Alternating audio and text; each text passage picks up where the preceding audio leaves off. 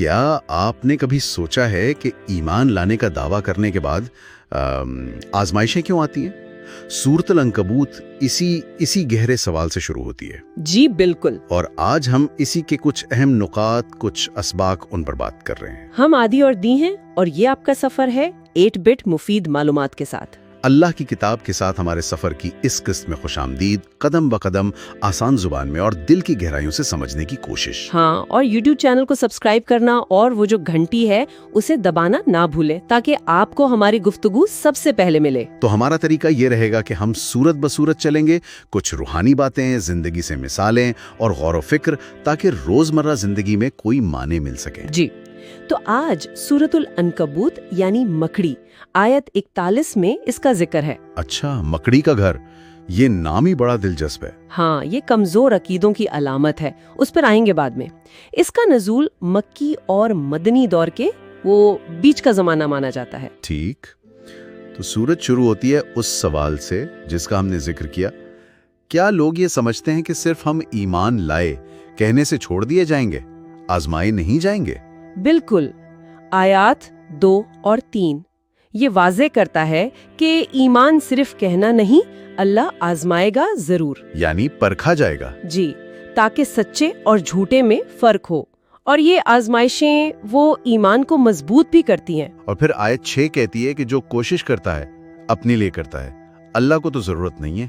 صحیح، یعنی یہ جدوجہد ہماری اپنی بھلائی کے لیے ہے۔ اور یہ جدوجہد صرف باہر نہیں، اندر بھی ہوتی ہے، جیسے آیت 8 میں والدین سے نیکی کا حکم ہے۔ لیکن اگر وہ شرک کا کہیں تو بات نہیں ماننی۔ ہاں، یہ بھی تو ایک آزمائش ہے نا، اللہ کا حکم مقابلہ، گھر کا دباؤ۔ بالکل۔ پھر منافقت کا ذکر بھی ہے آیات 10-11 میں۔ اچھا، وہ لوگ جو مشکل وقت میں گھبرا جاتے ہیں۔ جی، اور جب اللہ کی مدد آتی ہے تو کہتے ہیں ہم تو تمہارے ساتھ تھے، اللہ تو دلوں کا حال جانتا ہے۔ اور انہی باتوں کو سمجھانے کے لیے شاید انبیاء کے قصے بھی ہیں، نوح، ابراہیم۔ ہاں، لوط، شعیب، عاد، سمود، حتیٰ کہ قارون، فرعون، حامان، سب کا ذکر ہے۔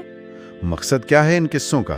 سبق کہ اللہ کی طرف بلانے والوں نے آزمائشیں جھیلیں، صبر کیا، اور انکار کرنے والوں کا انجام کیا ہوا، تکبر کا نتیجہ۔ یہ اللہ کا طریقہ ہے، مطلب سنت اللہ۔ بالکل۔ اور پھر وہ مکڑی کی مثال، آیت 41۔ جی، کہ اللہ کے سوا مددگار بنانے والے ایسے ہیں جیسے مکڑی نے گھر بنایا، اور سب سے کمزور گھر مکڑی کا۔ کتنی زبردست مثال ہے، آج بھی کتنی سچی لگتی ہے۔ یقیناً۔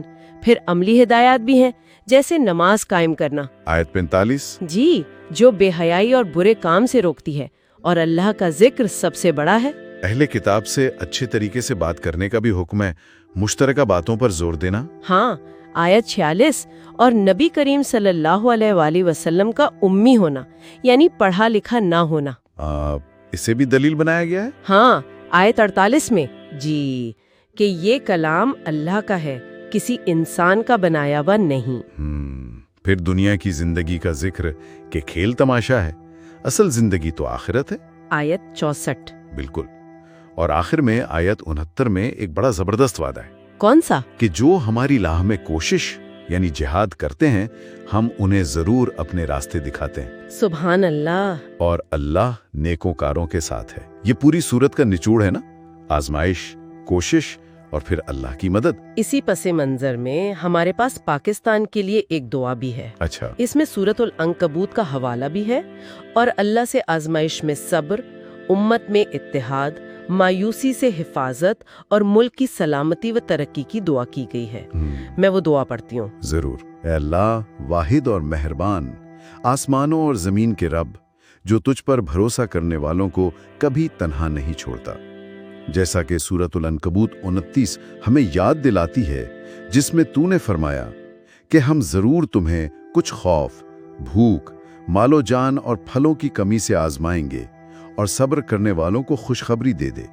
ہم آج پاکستان میں اپنے بھائیوں اور بہنوں کے لیے تیری رحمت اور تیری طاقت کی دعا کرتے ہیں۔ آزمائشوں کے درمیان ایمان کو مضبوط کرنا۔ اے اللہ، ہمارے دلوں میں یہ یقین بڑھا دے کہ ہر آزمائش تیرے قریب آنے کا ایک موقع ہے۔ ہمیں چیلنجز کے سامنے غیر متزلزل صبر عطا فرما، चाहे वो माशी हों, समाजी हों या कुदरती, और हमारी उम्मीद कभी मांद न पड़ने दे। हर मुश्किल शुक्रगुजारी का सबब बने, क्योंकि हम जानते हैं कि जो सब्र करे और तेरे खौफ में साबित कदम रहे, उसके लिए बख्शिश और बड़ा अजर है। उम्मत का इत्तेहाद और यकजहती। ऐ बनी नौ इंसान के रब, पाकिस्तान के हर मुसलमान में भाईचारे का एहसास पैदा फरमा, जो नस्ल, ज़बान और सूबे से बालातर हो। हमें हमदर्दी और समाजी इंसाफ में मुत्तहिद कर, ताकि हम कमज़ोरों की मदद कर सकें, नातवानों को उठा सकें और दुख सहने वालों की तरफ अपने हाथ बढ़ा सकें। हमारा मुल्क नेकी का मीनार बने, जहां हाथ खैरात में मिलें और दिल तेरी इबादत में इकट्ठे हों। रहनुमाई और मायूसी के खिलाफ तहफ़्फ़ुज़।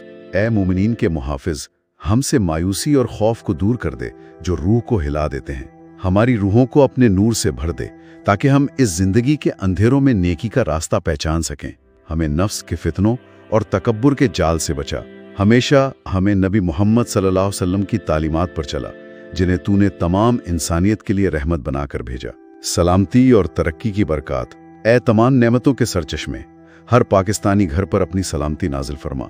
हमारी सरहदों की हिफाजत फरमा, हमारे इदारों को मजबूत कर और हमारे रहनुमाओं को इंसाफ और हमदर्दी के साथ हुकूमत करने की तौफीक दे। हमें तालीम, सेहत और बहबूदी में पायदार तरक्की अता फरमा, ताकि हम यतीमों, बेवाओं और ज़रूरतमंदों की देखभाल का अपना फ़र्ज़ पूरा कर सकें। मजबूत उम्मीद और दायमी शुक्रगुजारी। ए ज़ाहिर और पोशीदा के खालिक, हमें हर मौजिज़ा, छोटा हो या बड़ा, तेरी रहमत की निशानी के तौर पर मनाना सिखा। हर नमाज में हमारी आवाज़ें शुक्रगुजारी में बुलंद हों, ये तस्लीम करते हुए कि मैं मोहताज हूँ और तू सबसे गनी है। हमारे सफ़र में हमें साबित कदम रख, ताकि हमारी ज़िंदगियों के इख्तिताम पर हम ईमान से भरे दिलों के साथ पीछे मुड़कर देख सकें, ये जानते हुए कि हम तेरे रास्ते पर साबित कदम रहे। आमीन। ये दुआ हमारे पाकिस्तानी भाइयों और बहनों के लिए कबूल हो, उन्हें तेरी बख्शिश और तेरी लामहदूद मोहब्बत के साए के और करीब लाए। आमीन। बहुत खूबसूरत दुआ। इस गुफ्तगू के जो अहम नुकात थे और सूरत का खुलासा, वो सुनने वालों को तफसीलात में मिल जाएगा। जी, ये हम सब के लिए नूर और खैर की शुरुआत हो जो हमें सुनते हैं। आइए इस बाबरकत सूरे के साथ अपना सफ़र जारी रखें।